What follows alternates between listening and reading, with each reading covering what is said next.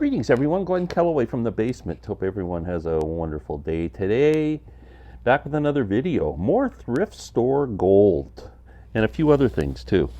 So, just got back from Larry Graves' house. Larry and I got together this morning and we drove in together to Belleville, Ontario, to the Value Village thrift shop. We also got together to do our CD review, so we recorded those. I'll show you the CDs I'm going to be listening to in a minute, show you the stuff I got. Larry was there on the weekend, or yeah, I guess it was the weekend, and he emailed me that he found some stuff that I might like, and I did talk about a thing, but I want to show you because I picked it up this morning, and I owe Larry $10. So Larry, don't let me forget. You know, I'm a huge Cooder fan, and Larry picked me up 3 Cooder albums. Now he got me jazz, which is kind of a salute to old style, almost New Orleans jazz. A lot of instrumentals on here, a couple of vocal performances. I always like this album, but I didn't realize I do have this on CD, so this is going to go in my trade-in pile when I go to Florida, and I'm taking a bunch of CDs with me to trade in for US dollars. Yeah, Mrs. Kellaway didn't raise stupid kids. Yeah, so jazz, which is a pretty good album. I love this album, one of Cooder's earlier release. I think it's his second album. I think it's his second solo album. Boomer Story. Great album. I have a MoFi vinyl edition, which is absolutely fantastic.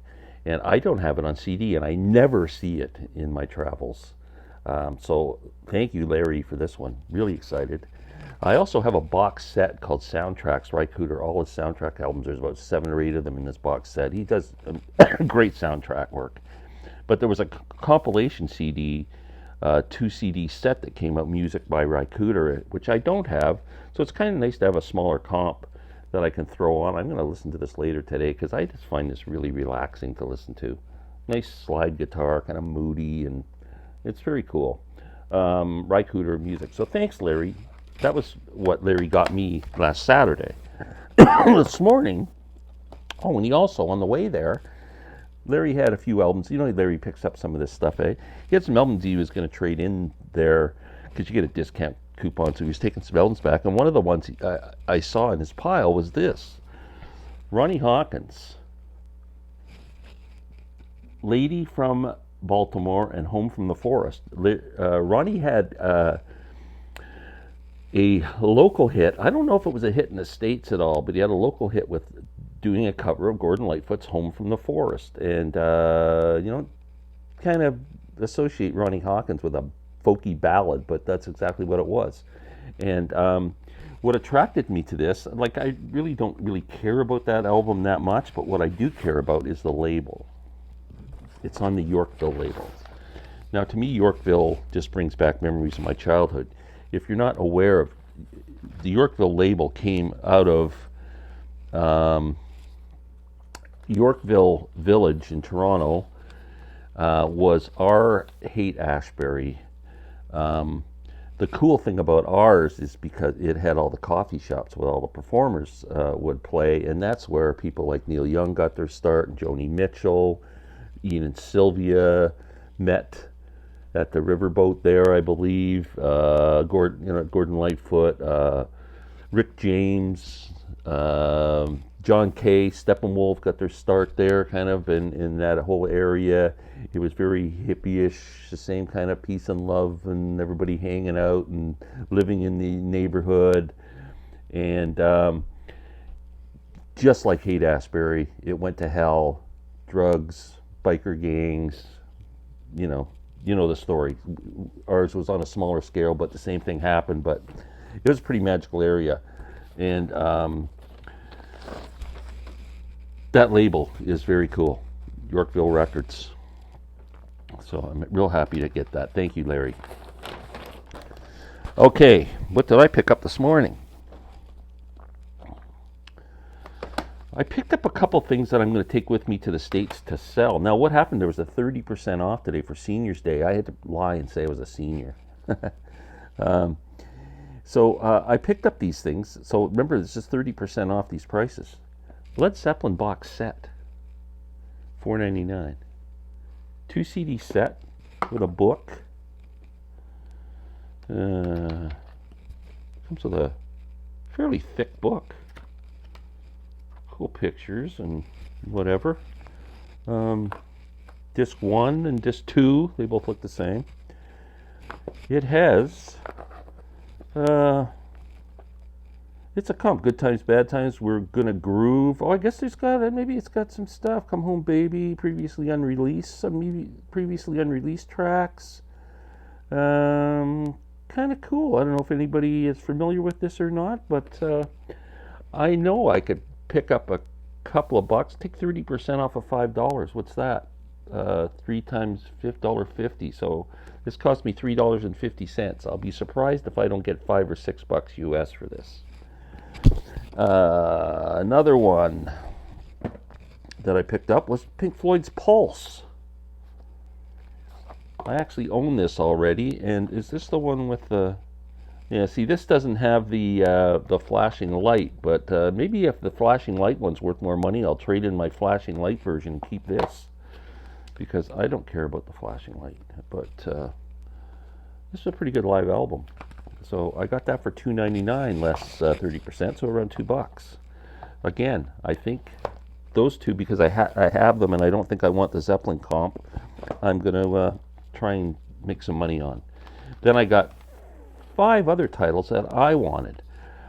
I had this album back in the day, and I was a bit of a fan. Chris Isaak, Heart-Shaped World. This had his big hit, Wicked Game, on it, and I like this kind of stuff. It's very atmospheric, got that kind of spacey guitar, and kind of cool. I always like that album, so I have it again.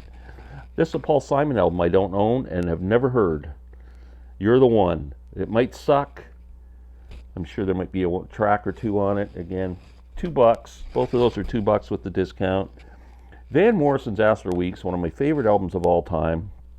When the reissues came out, I don't know how long ago that was now, 5, 6, 7 years ago or whatever, they had come up in that little cardboard sleeve, and they put a couple of bonus tracks on, and they tacked them on the end of the album. I hate when they do that. Put it on a separate disc, man. It ruins the whole thing for me. So I was always, and then what I did, before I realized how pissed I was at that reissue, I traded in my CD. So I always thought, geez, I should get an old Van Morrison Astral Week CD where I don't have that. I'll keep that one for the bonus tracks, but I want one just to listen to, so I picked that up for $2. Next, Canadian blues band. One of Toronto's, probably the greatest blues band to ever come out of Toronto, was called the Downchild Blues Band. That is where the Blues Brothers, Dan Aykroyd and John Belushi, got the inspiration for the Blues Brothers, from the Downchild Blues Band.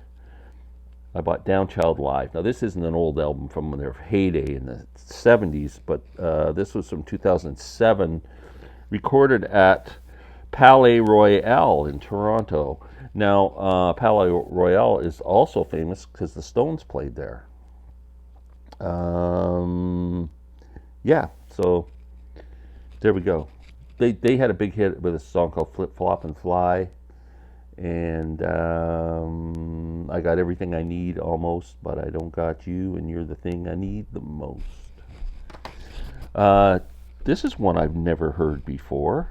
Deep Purple with orchestra, it's called. Ian Gillan, Ian Pace, Roger Glover, Steve Morse, Don Airey were in the band. 2011, live at Montreux with an orchestra. It's a double CD. I couldn't resist that for $2. Starts off with an overture, then we get Highway Star, Maybe I'm a Leo's on here, Strange Kind of Woman, Woman from Tokyo, Lazy's on here, Perfect Stranger, Space Truck and Smoke on the Water, Hush. I mean, that's gotta be kind of cool. We'll see. And that's it for what I picked up. So I'm pretty happy this morning. So like I said, Larry and I did a CD exchange this morning. We reviewed the ones that we had for last week, and then we gave each other 5 more, which we're going to keep for a week and review them next Tuesday before I leave for my trip to Florida. So these are the ones that Larry gave me.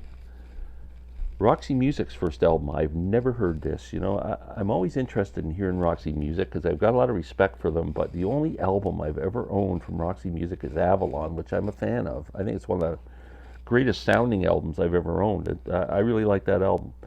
And I hear this is nothing like Avalon, so I'm kind of interested in hearing that. Elvis Costello album that I never paid much attention to. Imperial Bedroom.